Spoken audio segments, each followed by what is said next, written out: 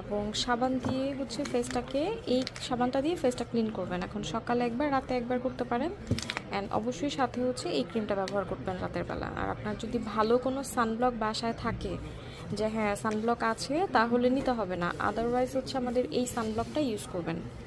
এতে করে আপনার স্কিন প্রোটেকশনটা অনেক বেশি ইম্পর্ট্যান্ট আপনার স্কিনের জন্য, যেহেতু পিগমেন্টেশন মেলাজমার একটা প্রবলেম। হ্যাঁ, তো প্রোটেকশন যদি না ইউজ করা হয় তাহলে এটা আসলে কমতে চায় না, সত্যি কথা বলতে। তো এই প্রোডাক্টগুলো জাস্ট একটু রাখার চেষ্টা করবেন। অ্যান্ড এই হচ্ছে আপনার মূল আর কি প্রোডাক্ট। কজিক সোপ দিয়ে ফেসটা ক্লিন করতে হবে, অ্যান্ড এই ক্রিমটা রাতে ব্যবহার করবেন। দিনের বেলা সাবান দিয়ে আবার মুখ ধুয়ে জাস্ট সানব্লকটা রেগুলার ব্যবহার করবেন। আর যদি আপনার বাজেট ভালো থাকে, যে না আপু আমি অফকোর্স একটু ভালো আরও কিছু চাচ্ছি, সেই ক্ষেত্রে আপু অবশ্যই আমাদের এই সাপ্লিমেন্টটা খেতে হবে। হ্যাঁ, এটা আপনার মেলাজমা পিগমেন্টেশন থাকলে সেটা হচ্ছে আপনার আউট করতে অনেক হেল্প করবে এবং আপনার ব্যালেন্সটা খুব সুন্দর করে দিবে। তো এই হচ্ছে গিয়ে মেইন আপু।